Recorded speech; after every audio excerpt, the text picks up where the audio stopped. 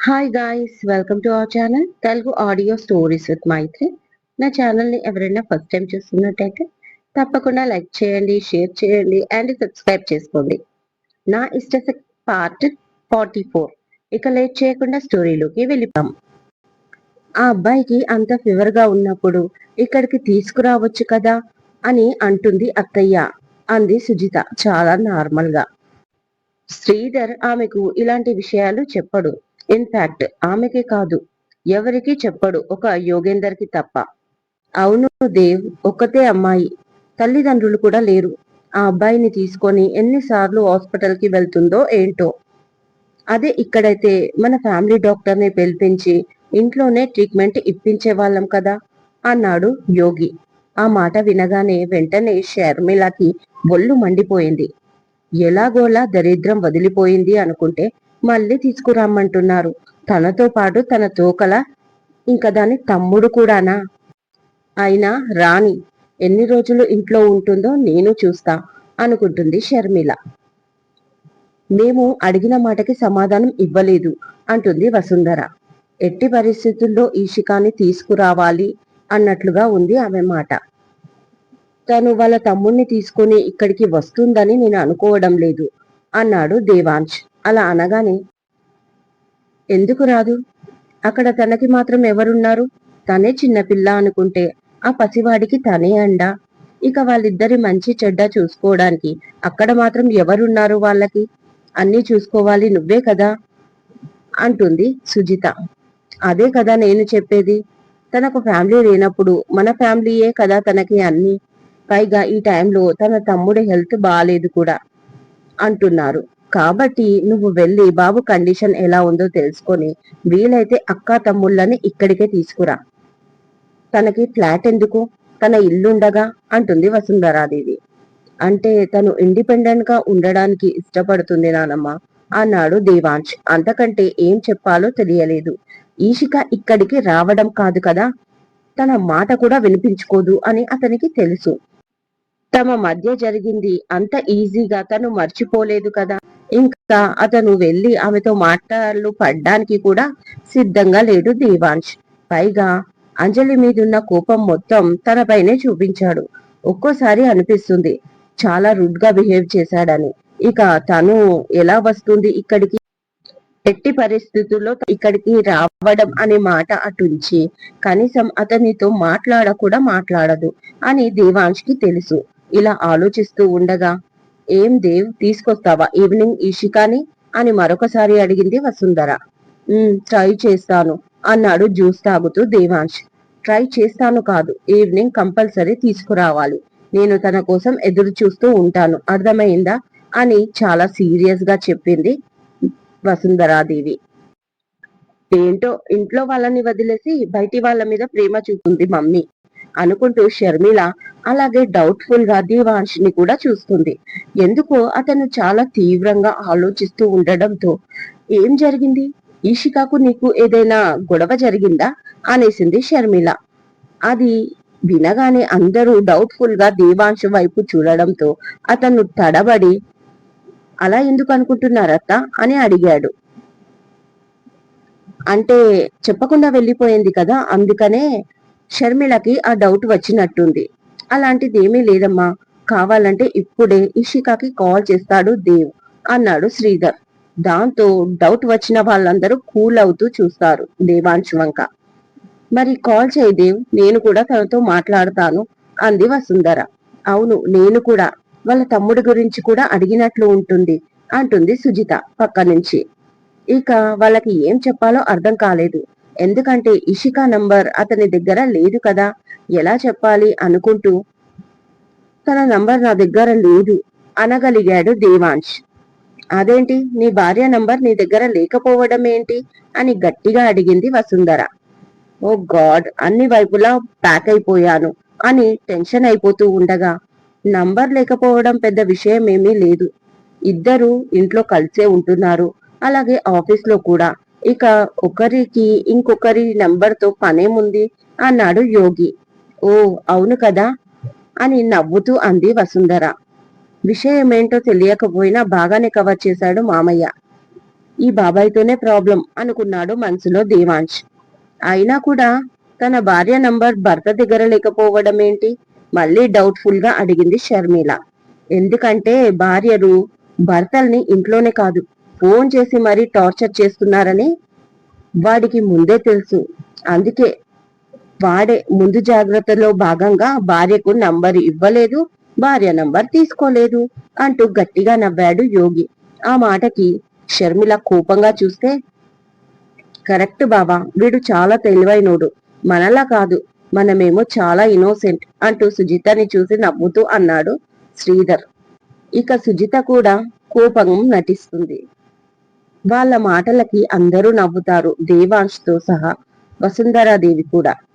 నువ్వు ఏం చేస్తావో తెలీదు, ఈవినింగ్ మాత్రం అమ్మాయిని బాబుని తీసుకొనిరా, నేను వెయిట్ చేస్తూ ఉంటాను అని వసుంధరాదేవి దేవాంశికి చెప్పగానే, ఓకే నానమ్మ అంటూ తనని హక్ చేసుకొని ఫోర్ హెడ్ పైన కిస్ చేసి ఆమెకి బాయ్ చెప్పి ఆఫీస్ కి వెళ్ళిపోయాడు దేవాంశ్. ఇంపార్టెంట్ మీటింగ్ కంప్లీట్ చేసుకొని క్యాబిన్ లోకి వచ్చిన దేవాంశ్, ఇషిక కాఫీ అన్నాడు అలవాటులో భాగంగా. జస్ట్ 2 సెకండ్స్ కి స్టక్ అయ్యాడు. ఓ, ఇషిక లేదు కదా అనుకుంటూ బుజ్జికి కాల్ చేశాడు దేవాంశ్. కార్ ప్యాకింగ్ అయిపోవడంతో బిల్ పే చేయడానికి కౌంటర్ దగ్గరికి వెళ్లిన ఇషిక క్యూఆర్ కార్డ్ దగ్గర స్కానింగ్ చేసి మనీ పే చేసి అప్పుడే ఫాస్ట్ గా వచ్చి బిల్ రాస్తున్న అతనితో సేల్స్ గర్ల్ ఏదో చెప్తుంది.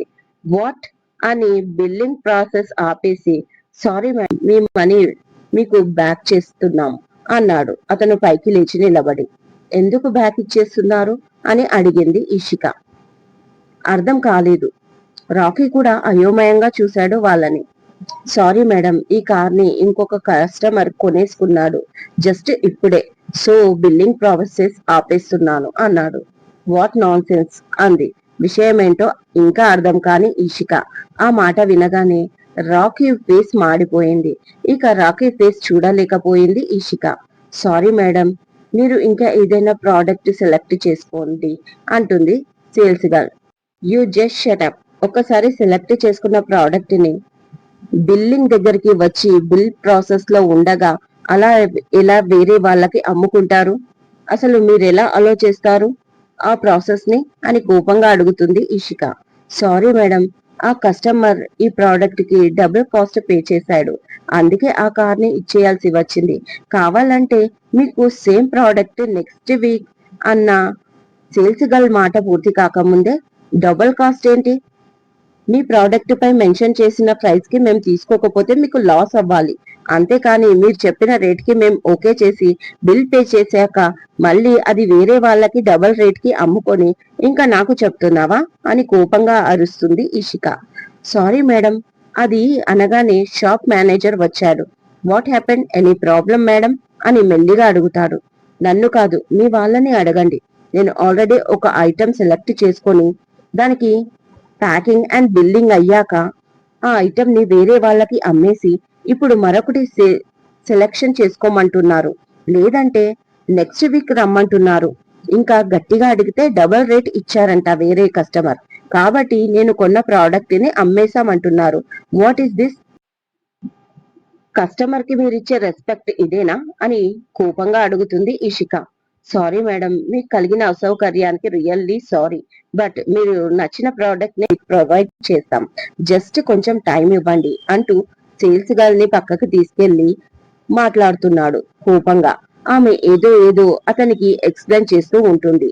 కాసేపు వాళ్ళిద్దరూ మాట్లాడుకుంటూ ఉంటారు. ఇషిక కాస్త కూల్ గానే వాళ్ళని చూస్తూ ఉంటుంది. ఒక చేతిలో రాఖీ చెయ్యి పట్టుకొని. అక్క అంటాడు దిగులుగా. కాసేపు ఆగు నాన్న, వేరొకటి తీసి ఇస్తారంట అంటుంది ఇషిక. కానీ అక్క, నాకు రెడ్ కలర్ కారే కావాలి అంటాడు రాకీ. ఓకే నాన్న, రెడ్ కలరే తీసుకుందాం, కాసేపు ఆగు అంటుంది ఇషిక. కాసేపటికి మేనేజర్ వచ్చి, సారీ మేడం, ఇలా జరుగుతుందని అసలు అనుకోలేదు, యాక్చువల్లీ అది మీకోసమే ప్యాక్ చేశారు, బట్ ఒక అతను డబుల్ అమౌంట్ పెట్టాడు దానికి, అతనికి చాలా అర్జెంట్ అంట, సో అందుకే ప్రోడక్ట్ ఇచ్చేశారు, మీరు ఏమీ అనుకోకపోతే అని అతని మాట కంప్లీట్ కాకముందే, అనుకోకపోతే అంది Ishika. Sorry madam, next week మళ్ళీ ఈ సేమ్ ప్రోడక్ట్ రీస్టాక్ చేస్తున్నాం. ప్రస్తుతానికి అయితే ఒకటే పీస్ ఉండడం వల్ల ఈ ప్రాబ్లం వచ్చింది. సో మీరు మళ్ళీ వచ్చి అనగానే, సో మొత్తానికి నేను కొన్న ప్రోడక్ట్ అమ్ముడుపోయింది అంతే కదా. ఆల్ రైట్, మేము సేమ్ కార్ కావాలి అంటే మీ దగ్గరికే రానవసరం లేదు. ఎక్కడ డబ్బు పెట్టినా దొరుకుతుంది. ఇన్ఫాక్ట్ కొన్ని సందర్భాలలో డబుల్ ప్రైస్ ఆఫర్ చేస్తే ఒకరికి అమ్మిన వస్తువుని మరొకరికి ఇచ్చేస్తారు. ఐఎమ్ రైట్ అని ఇషిక అనగానే వెంటనే, sorry madam, sorry for the trouble, but ఆ కారు కొనుక్కునే వ్యక్తి పక్కనే ఉన్నాడు. కావాలంటే మీరు వెళ్ళి రిక్వెస్ట్ చెయ్యొచ్చు మీ బాబుకి కావాలి అని అంటాడు మేనేజర్. నో నీడ్ అని డబ్బులు ఇచ్చి మళ్ళీ ఎవరినో రిక్వెస్ట్ చేయడం ఎందుకు అనుకుంటూ రాకీ వైపు చూసింది ఈషిక. వాడు ముఖం మార్చుకున్నాడు. ఇప్పటి వరకు వేరే పిస్తారు అనుకుని హ్యాపీగా ఉన్నవాడు ఇక ఇది ఒకటే ఉంది అనడంతో, అతను ఎక్కడున్నాడు అని అడిగింది ఈషిక స్టోర్ మేనేజర్ ని. అక్కడ ఉన్నాడు అంటూ చూపించాడు. దూరంగా ఒక పర్సన్ ఇంకా టాయ్స్ చూస్తూ నిలబడ్డాడు. పైగా బ్రౌన్ కలర్ హుడ్డీ వేసుకొని ఇంకా తలకి హుక్కు పెట్టుకొని అటువైపు తిరిగి ఒక క్షణం అతన్ని చూస్తే ఈషికకు కళ్ళల్లో నీళ్లు తిరిగాయి. ఎందుకంటే అతని హైట్ దాదాపు దీవాంశ హైటే. ఇంకా దగ్గరికి వెళ్లి అతనితో మాట్లాడాలి అనిపించలేదు. రాకీకి ఆన్లైన్ లో కొనుక్కుందాం అని నచ్చజెప్పుకొని బయలుదేరింది ఇంటికి. దారిలో తన కన్నీళ్లను కూడా ఆపుకుంది చాలాసేపు ఈషిక. తనకి తెలియకుండానే దేవాంశ్ కి చాలా దగ్గర అయిపోయింది. గదిలో ఉన్నంతసేపు గొడవ పడడం, ఆ తర్వాత ఆఫీస్ కి వెళ్లడం, అక్కడ తన పనులన్నీ చేయడం, కొంచెం కొంచెం అతను అలవాటైపోయాడు ఆమెకి. ఒకప్పుడు వైభవ్ ని ప్రేమించింది. కానీ ఎప్పుడైతే వైభవ్ అంజలిని ప్రేమించాడు అని తెలిసిందో అప్పుడు తన మనసు మార్చుకుంది. తనకు ఒక బాధ్యతగా రాకీ ఉన్నాడు. వాడి గురించి నేను ఆలోచించాలి. నేను చాలా బాధ్యతగా ఉండాలి. మంచి ఉద్యోగం సంపాదించాలి. రాకీకి ట్రీట్మెంట్ చేయించాలి. వైభవ్ ని మర్చిపోవాలి. వైభవ్ ని నేను ఇష్టపడ్డాను, కానీ అతను తిరిగి నన్ను ఇష్టపడలేదు కదా. పైగా వైభవ్ కూడా ఎవరినో ఇష్టపడలేదు. తను చెల్లి అనుకున్న అంజలినే ఇష్టపడ్డాడు. వైభవ్ అంజలి లైఫ్ బాగుంటుంది.